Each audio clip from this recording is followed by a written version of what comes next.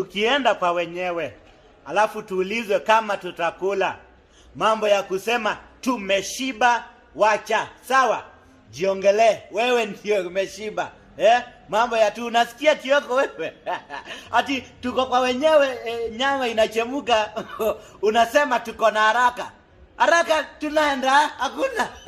Hakuna mahali tunaenda. Wewe sema unaenda, mimi nitabaki. Saa zingine mpaka nimetulia kwa kiti kama hii, nimelala kwa sofa kama hiyo, mpaka